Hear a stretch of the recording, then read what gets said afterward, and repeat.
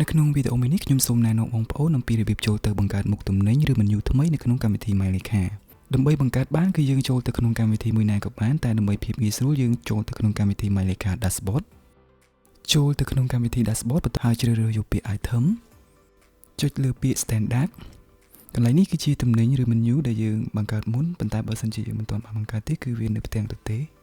ចង់បន្ថែមទំនិញឬ menu ថ្មីគឺយើងចុចលើសញ្ញាបូកនេះមកកន្លែងនេះគឺយើងត្រូវបំពេញព័ត៌មានដូចជាឈ្មោះទំនិញឬ menu ហ្នឹង barcode នេះបើយើងមានម៉ាស៊ីន scan barcode ឬបង្កើតលើទូរស័ព្ទគឺយើងអាច select លើប៊ូតុងដើម្បី scan លេខកូដនឹងបានប៉ុន្តែបើសិនអត់មានទេយើងអាចបំពេញលេខធម្មតាបន្តមកទៀតគឺ cost ថ្លៃដើម price តម្លៃលក់ wholesale price តម្លៃបោះដុំ special price តម្លៃពិសេស category កន្លែងនេះបើយើងមានស្រាប់ហើយគ្រាន់តែ select មកតែបើអត់ទាន់មានទេគឺយើងអាចចូលទៅបង្កើតថ្មីបានដោយចុចលើសញ្ញាបូកនេះដើម្បីបំពេញព័ត៌មាន category យើងមកបន្ទាប់មកគឺយើងបំពេញព័ត៌មាន category មានដូចជាឈ្មោះហើយនិងលេខកូដនេះយើងអាចកំណត់ខ្លួនឯងបានបន្តមកទៀតយើង select store ហើយ create brand សំដៅលើម៉ាកផលិតផលបើមានស្រាប់ហើយយើងគ្រាន់តែ select មកតែបើអត់ទាន់មានទេយើងអាចចូលទៅបង្កើតដោយ category ខាងលើបានតែកន្លែងនេះខ្ញុំមានស្រាប់ហើយគឺខ្ញុំគ្រាន់តែ select ទេអញ្ចឹងចំណុចបន្ទាប់គឺ unit អត្ថន័យរបស់ខ្មែរយើងគឺឯកតាមានន័យថាមុខម្ហូបឬទំនិញមួយនេះលក់ជាខ្នាតកែវឬក៏ជាខ្នាតកញ្ចប់អ្វីផ្សេងៗអញ្ចឹងទៅតាមអាជីវកម្មជាក់ស្ដែងចូលមកផ្ទាំងខាងស្ដាំនេះ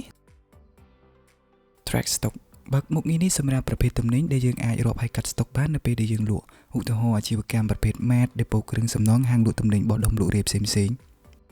track time បើកមុខនេះប្រសិនបើ item នេះជាប្រភេទសេវាកម្មគិតជាម៉ោងឧទាហរណ៍ដូចជាអាជីវកម្មប្រភេទបន្ទប់ខារ៉ាអូខេ has ingredient បើកមុខនេះប្រសិនបើទំនិញមួយនេះជាប្រភេទទំនិញដែលត្រូវមានគ្រឿងផ្សំដូចជាគ្រាប់កាហ្វេបរិមាណទឹកដោះគោឬគ្រឿងផ្សំផ្សេងៗនិយាយរួមគឺប្រើសម្រាប់កាត់ស្តុកគ្រឿងផ្សំឲ្យបានត្រឹមត្រូវដោយសារតែទំនិញខ្ញុំបង្កើតនេះគឺជា sample ទេអញ្ចឹងបងប្អូនអាច select មួយណាក៏បានក្នុងចំណោមទាំង3នេះដោយផ្ដោតទៅលើប្រភេទទំនិញជាក់ស្ដែងរបស់បងប្អូនបន្ទាប់មកគឺយើងចូលទៅ select store បើកប៊ូតុងបង្ហាញនៅក្នុង POS និង digital menu បន្តមកទៀតចុច createដោយសារបាញ់មិញគឺយើងបញ្ចូលតែព័ត៌មានផ្សេងៗប៉ុន្តែយើងអត់ទាន់បានបញ្ចូលរូបភាពអញ្ចឹងខ្ញុំសូមចូលទៅ update រូបភាពមួយផ្លេតសិនឥ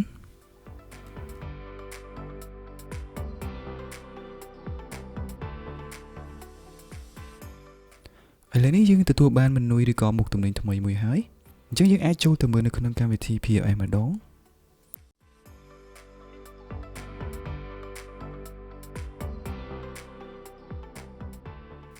នេះគឺជា menu ឬមុខទំនិញថ្មីដែលយើងបានបង្កើតអំបញ្ញមិញនេះ